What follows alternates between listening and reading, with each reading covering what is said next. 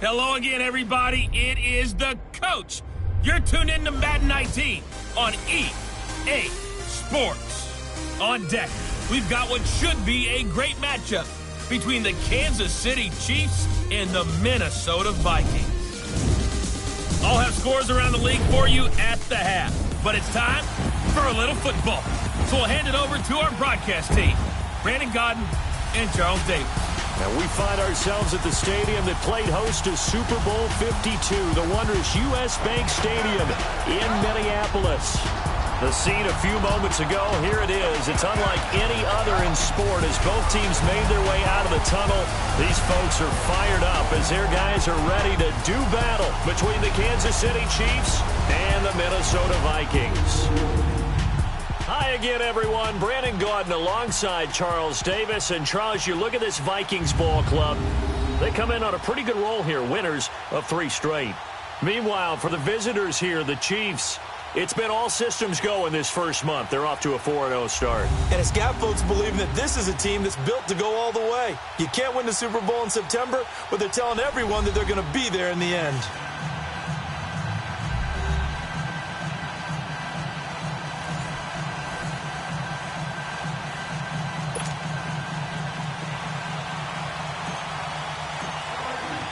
The first quarter of the season already in the rear-view mirror, and off we go in Week 5 on EA Sports. That'll be taken in the end zone. And no run back here. This will be a touchback, and it comes out to the 25-yard line.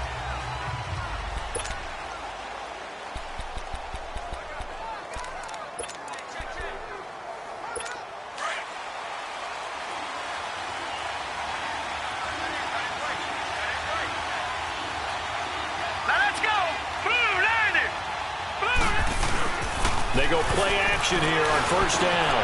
And the defense has it covered. It's intercepted. Picked up by Mike Hughes. And he's able to get it back to right around the 27. Now whistles and a timeout. Looks like we've got a Viking slow to get up. While he gets attended to, we'll step aside.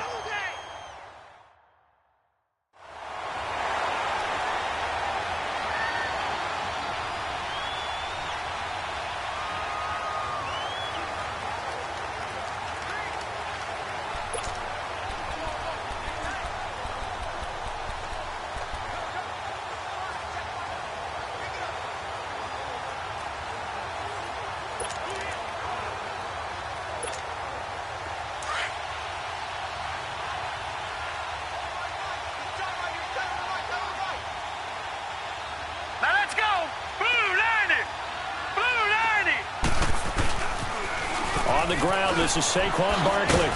And he'll get about 4 as he's brought down at the 24. These are his numbers from last week's contest. And Charles, how do you think he ran the football? I thought he definitely had his moments. I did think that they could have utilized him a little bit better, and I'm definitely going to keep an eye on him to see how they're going to use him this week. On second down, here's Barkley. And he'll be taken down near the 20 at the 21. Just a couple on the pickup there, and now it's third down. Defensively here, you're facing a top 5 team in terms of points scored in the NFL. So when they're that high powered, you've got to find a way to hold them under 20, because to me, that's the magic number. 20 points scored, you give yourself your best chance to win. So if they're up around 24, 28, 30, they could be in some trouble. And I think so, because then you turn it into a shootout, and that means your offense has to keep pace. It goes as a gain of 6, and it's a first down. Had a chance to maybe limit them to 3 if they could have gotten that stop there, but a new set of downs. And with a new set of downs, you got to take the mentality of the whole thing. Right now, everyone's looking at the offense and saying they've got the advantage. The best defenses just say, okay, new set of downs, gives us another chance to make a play ourselves and maybe change things up. A gain of 3, second down. Looks like they're establishing a pretty good pattern here because they've been very heavy in the running game on the last 4 plays. Yeah, you took the words right out of my mouth. So far, 4 plays in this drive, all 4 on the ground.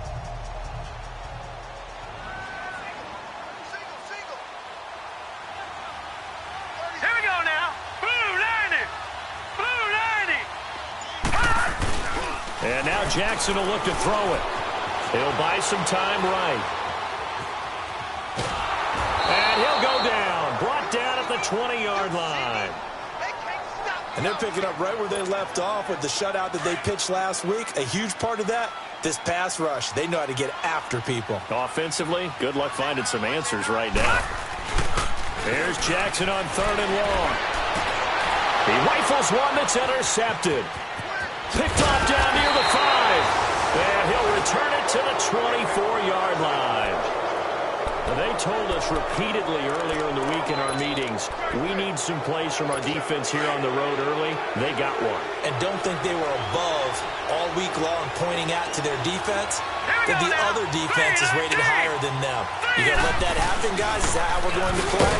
And they responded to the challenge. Takes it to the 26, just a 1-yard gain. They tried a quick hitter inside, but that one was swallowed up because what they're hoping, this big defensive lineman will take the bait and move laterally and open up a crease that they can run through. Didn't happen on that play. And they'll go with a ground attack here. Some fancy footwork, but not much room to operate. Just up past the 25 and no further.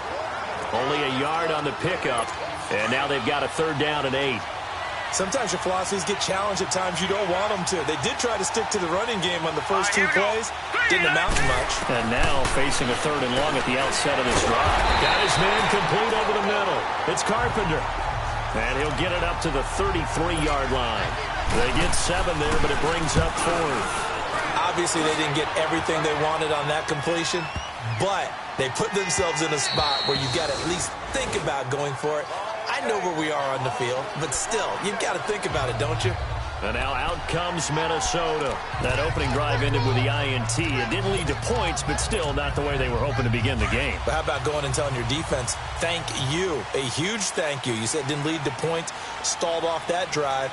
Now they've got a chance to redeem themselves and maybe reward their defense a little bit by putting some points on the board on this one. He'll get about 3 as he's taken down at the 23.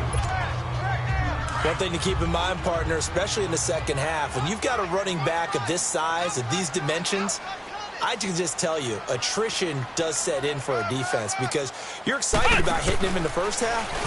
Maybe not so much in the second half, and some of these shorter gains turn into bigger runs later. Oh, what a juke into space. Good yardage as he rumbles for 24 and a first. Well, they came into this game saying it was important that they set the tone and show that they can run the football. And I believe that they've done that here in the first quarter. So a solid run by Saquon Barkley and another 1st and 10 here.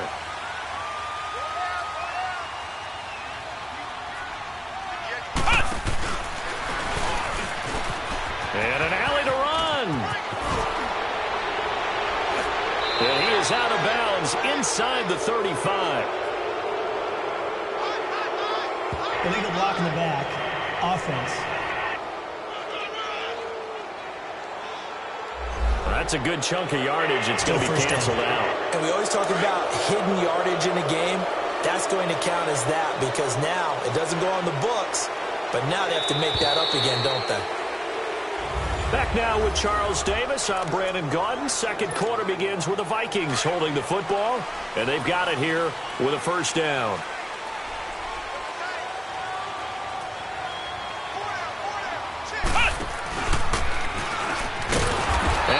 Blown up, losing yardage on the play back at the 44. The loss of a full 3 yards, and now it's 2nd down. Perfectly designed blitz right there. They took that one from the grease board to the field because they were able to free up their linebacker to get into the backfield and spill the play. Nice move at the 40. And they'll get this well past midfield before being stopped just before the 35. That burst good for 20 and a 1st down. I know that play went to the left side, and that's what it was designed to do, an outside handoff there. But how about the whole offensive line being involved? Seal the left side where the play was going, what they call play side. But how about on the back side? Just taking care of business to make sure no one can get there and disrupt it. Is the biggest key the left tackle? Without a doubt. Control that edge. Get out there. You want that left tackle, or if you bring your tight end over there, either way, control the edge of the line of scrimmage. You got a chance to rumble. Here we go.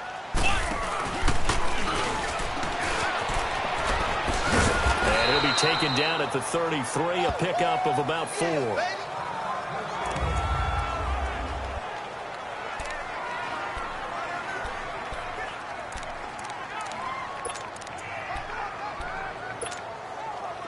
Got to get to the 26 for a first. This is third down. This time, Jackson will throw it. Sliding out of the pocket. Open man is Taylor. He's got it. And he's taken down, but not before reaching the 10-yard line. They're able to convert on third down, and that sets up a first and goal. Looked like the defense put pretty good pressure on him, but he's able to flush out to his right to try and evade people. On the run, had to get on his horse. Still accurately throws a nice pass for a first down.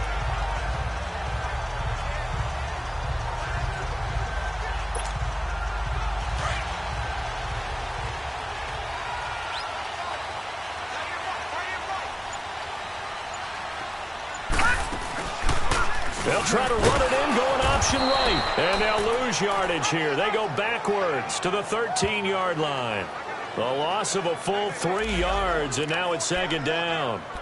I don't think there's any doubt that if it's me, I'd be really cautious about continuing to call this play because you got to know, defenders, if they get a free shot at the QB, they want to take it, and they want to take it big. And they got it there on the option play for a loss. They get it to him running left. And the stop will come inside the 5 at the 4. Give him 10 yards on the pickup, and that is going to set up third and goal. His path became similar to almost running a stretch play, didn't it? Trying to find a crease, anywhere to put his foot in the ground and cut back. It just never materialized. Now they'll run it on the toss. And he'll get in. Touchdown, Minnesota. A great effort there. His second touchdown on the season. And the Vikings are able to strike for 6. Able to punch it in on third down makes it easier for those guys on the sideline. They didn't have a fourth down decision to make. Yeah, could you feel the exhale? Because they were already thinking ahead, as all the good coaching staffs do. Anticipating, will we have to make the call? They already had it lined up. Never even got to it. This is taken about 7 yards deep. And no run back here. This will be a touchback, and it comes out to the 25-yard line. There's Dante Pettis as his guys head back out onto the field. And you look at the numbers, not only has he not caught a pass, they haven't targeted him yet. And we're coming up toward halftime. And you remember our meeting with the coach beforehand? What did he tell us about him? I write his number on my play sheet, and I circle it in bold type because I want to make sure he gets the ball in often. Some fancy footwork, but not much room to operate. Just up past the 25 and no further. Just a yard on the pickup there, and it'll bring up a 2nd and 9. 2 minutes to play here in the first half. More from Minneapolis after this. The last play got just a yard. Here's 2nd and 9 from the 26. 3-19!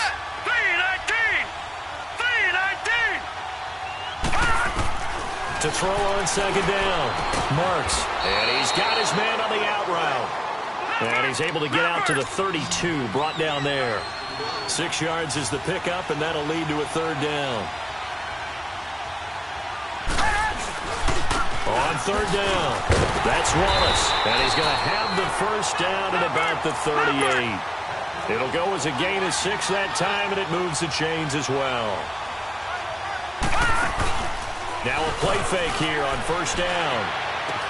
Toward the sideline, and look at that catch. Dragging the toes, and that's going to be a first down. Well done. Give him 15 yards on that one. Kansas City has a first down. On 1st and 10, Marks. There's the Washington Husky. It's Dante Pettis. And the stop here will come at the 38-yard line. A good pickup there. 8 yards on the first down completion. An ex-teammate used to tell me all the time, I hate experienced quarterbacks because no matter what, you really can't hide what you're doing. And I think that right there, he knew right away where the blitz was coming from, where his primary guy was going to be, and he ended up going to a secondary target for a nice game. I was just going to ask you, that wasn't the primary target. He's so good at that, isn't he? I think he knew right away that he wasn't going to get to his primary guy. I think he read that as soon as he got to the line of scrimmage, knew where the pressure was going to come from, and said, I know how to beat that. And that's what he did.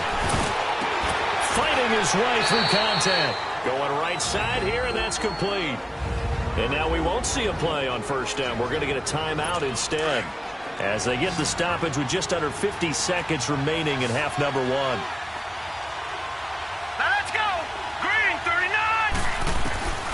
the red zone now. They'll look to throw. Throwing for his running back, and he's got him complete. And he's going to be brought down just shy of the 5 at the 6. And now the Vikings are going to stop it here on defense with a timeout, as they'll stop it with just over 40 seconds to go in the first half. Facing a 2nd and 2 after that last catch, good for 8 yards. From the gun, Marks, nowhere to escape, and he goes down. Now the Vikings will use the second of their timeouts, as the clock will stop with 33 seconds to go in the first half.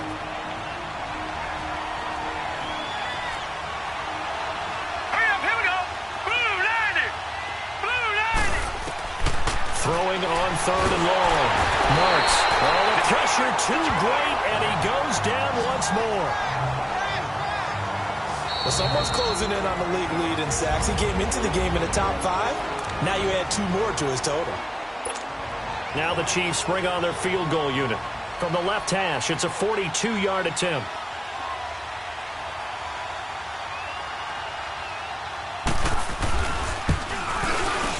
And his kick is right there. It's good.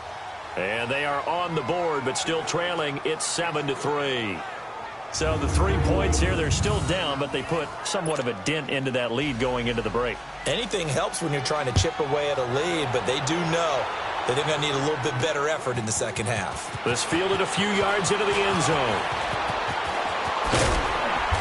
And it's a pretty good return here as he'll get it up to the 29-yard line.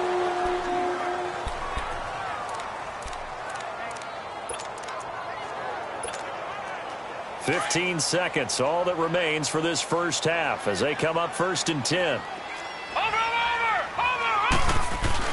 Now Jackson on 1st down. To the right side, complete to Taylor. The 20, 10, touchdown, Vikings. A big play there in the final seconds of the first half. And the Vikings get the quick strike touchdown.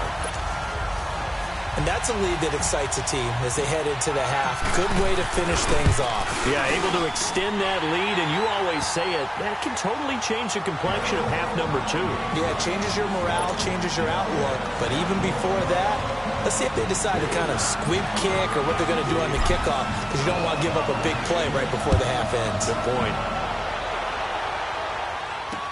That's fielded in the end zone. And not wanting to risk anything here late in the half, he'll just take a knee, and they'll bring the football out to the 25. Likely time for one final snap as they start out 1st and 10. Here we go now. And with time running short here, they'll simply take a knee, and that should do it for half number 1.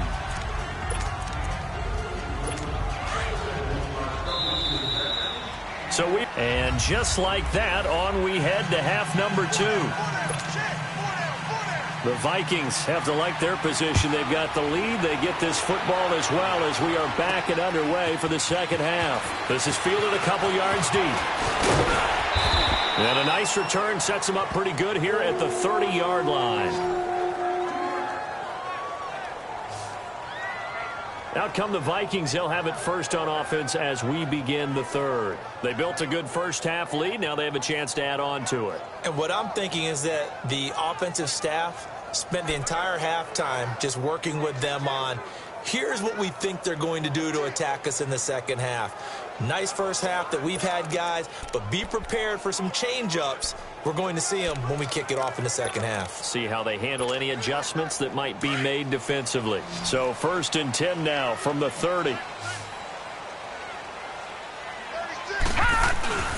Throwing now, Jackson on 1st down. On the crossing route, complete. It's Taylor. And he'll be taken down, but not before they work it across midfield. 23 yards on the play. Never make the mistake that the slot receivers, especially the little guys like we're watching here, are just quicker than fast. A lot of them combine quickness and speed, and they catch a lot of footballs, as we just saw there. Dancing to his left. So quick on the spin. He's spinning, man. Nice work to get 7 out of that, and it's 2nd down. Now, that was not a bad scramble there on first down. He didn't force it, nor did he throw it away. He was able to take off, and now he made it a very manageable 2nd and short. Now Jackson on 2nd down. Flushed out right. And he rifles one incomplete.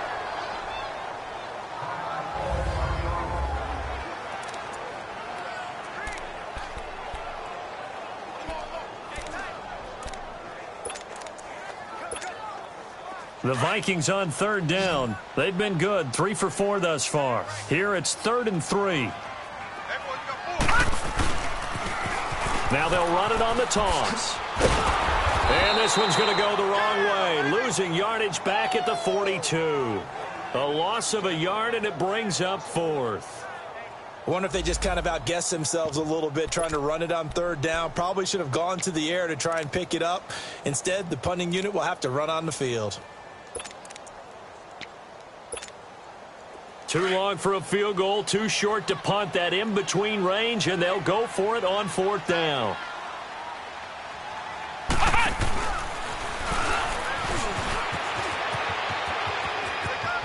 He's got a first down and more inside the 30. And he'll finally be taken down at the 18. That pickup goes for 25. What a flip of the script from 4th down to 1st. They're trying to show that they can run the ball and protect this lead. Give it to the backs, play a little bit of keep away, don't you think? And that's probably a good philosophy at this point, going to make that defense stand up and stop them.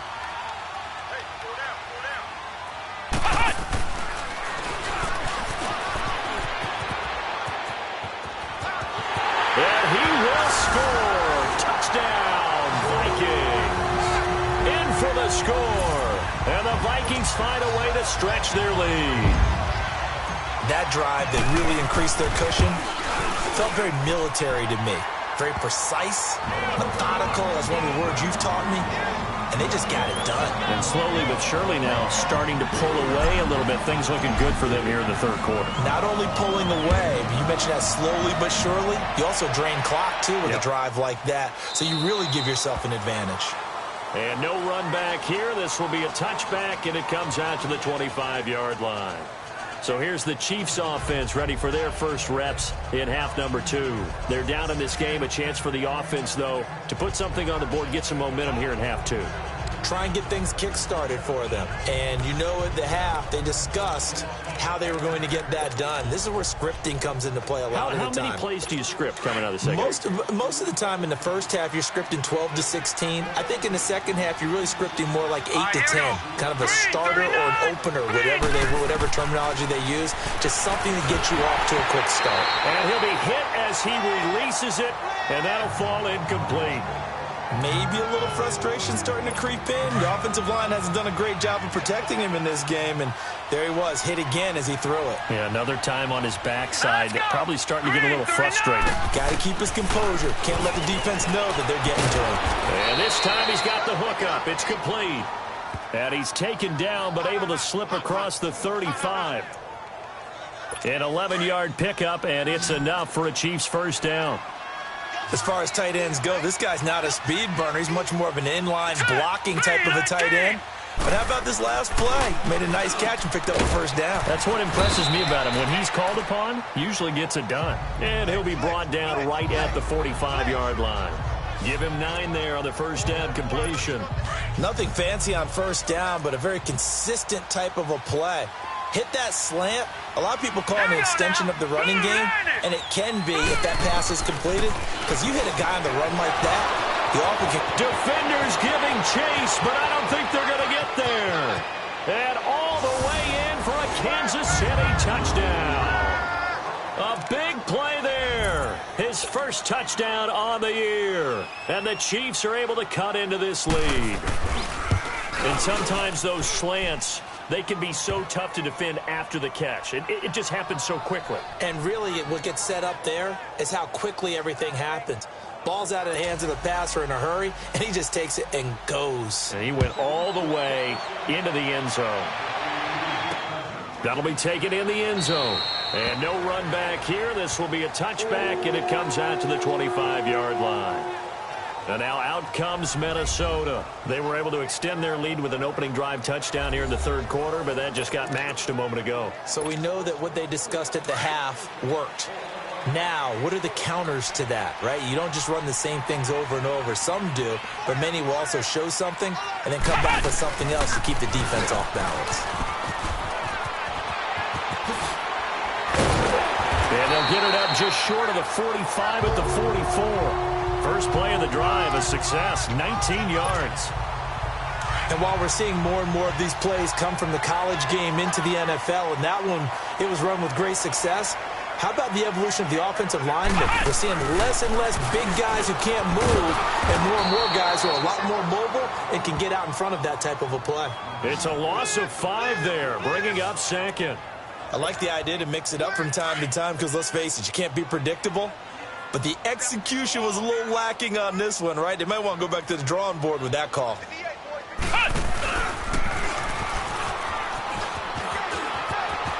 Finding some room at midfield. Yeah, he's going to be out of bounds, but not before he takes it inside the 40. A good pickup there at 22. This is one of those plays that could go either way, but we've seen the influence of the college game now in the NFL, where we're seeing more and more of these plays run, and that one went for a big gain.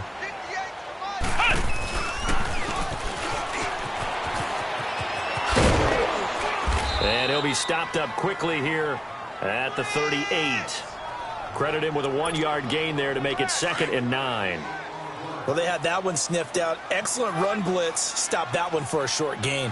What makes a good run blitz a good run blitz? The ability to stay on task, to follow up your assignment, go to the gap.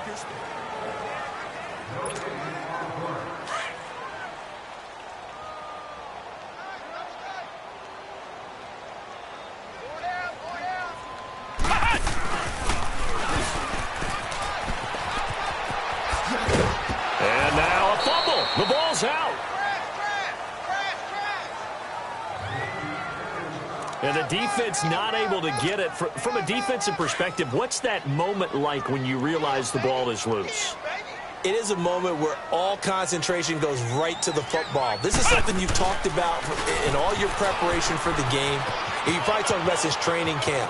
Knock the ball free, take it away from the other team, and now you have that chance. There's a little bit of deflation when they end up recovering it. They knocked it free, but couldn't take it away. Charles, you'd said the magic number was probably right around 20 for this defense because they're facing one of the top 5 offenses in the league in terms of points scored. They've had their moments, but this offense just a little too good, isn't it? They really are, because no matter what you do to make an adjustment on defense. And he'll get into the end zone. Touchdown, Minnesota.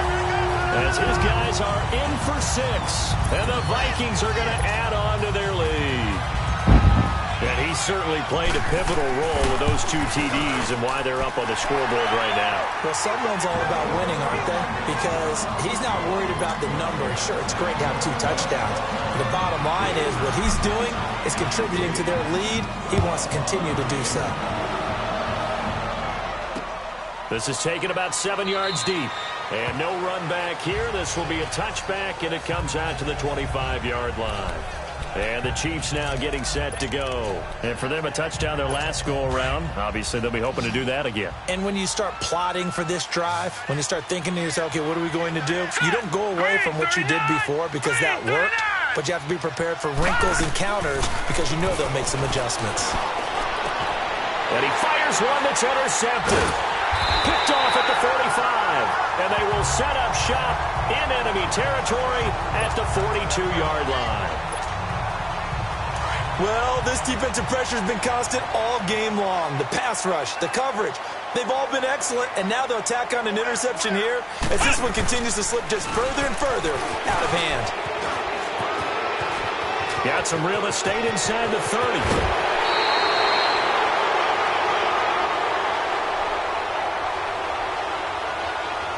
Holding offense.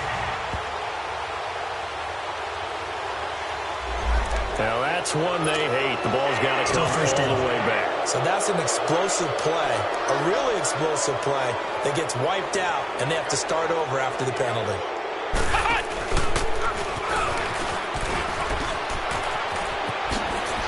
And I think the ball's out. And I think the Chiefs have it. They do.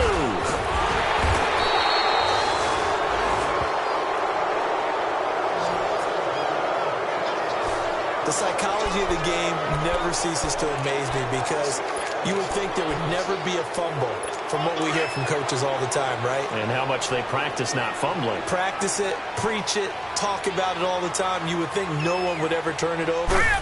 Yet they are humans out there running around. And we just saw another one. And a big loss here as he's taken down. Brandon, if I'm an offensive coordinator and I see an all-out rush like that, I file it away because I'm going to use their aggressiveness against them as this game goes on. I'm going to hit them with a screen soon. Now let's go.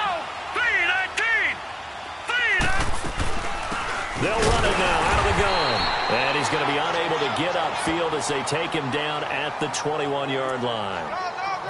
And they only get a yard back there. They'll be left with a third down and long. Not the start to the drive they were looking for. That run doesn't do much at all. No, not at all, and it leaves them with third and long. And, you know, this is the time of game where these drives really start to matter. They've got to make some moves. Only a yard on the pickup there, and it's going to leave them with a fourth down. But we just saw a great example of what we talked about with his coach prior to the game. He's definitely one of the better linebackers at reading a play and flowing to make the stop before it turns into something big. Back to throw. Marks. And this is incomplete. Boy, it looked like he had it and dropped it. And the Vikings, they have the football now in excellent field position. Well, at this stage of the game in the second half, down 3 scores, I guess they felt like they needed to push. And let's face it, with this deficit, if they give up another score here after they didn't get it, does it really matter? Right. It really doesn't. They had to go and try and make something happen if they had any chance of winning this game. Give them 3 on first down. It'll set up a 2nd and 7. And that's one of the reasons you like to blitz even on rundowns. It confuses the blocking assignments. It doesn't allow those offensive linemen to get up to the second level.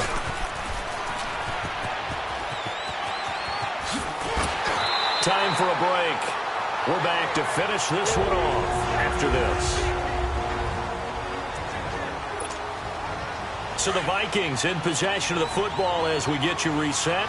They've got it 1st and goal in a game that appears to have already been decided.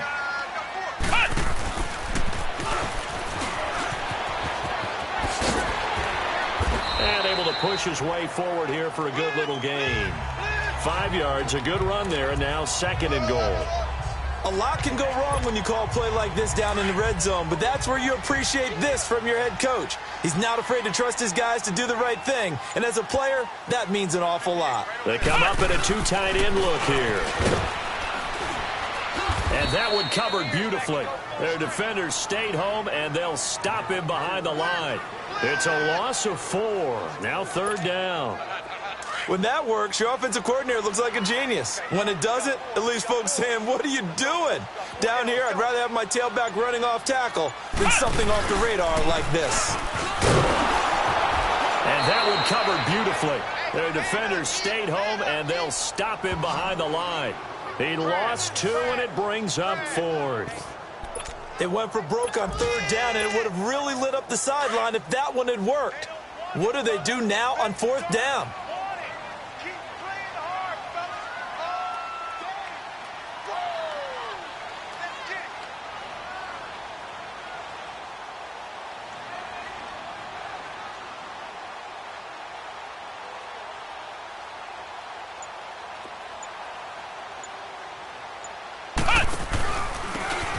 Tough yards, they run it with their fullback. And he will not even make it back to the line of scrimmage. And, Charles, you know what coaches always tell us.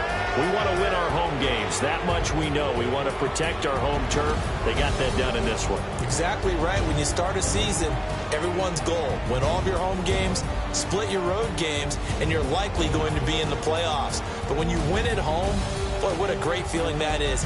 You don't even mind if people are at your house when you get home after a win like that. So for the Vikings, they boost their record up to a strong 4-1. And they'll get to stay put for a few days as they'll host the Denver Broncos next week. Meanwhile, for Kansas City, it was a good first month, but they'll fall.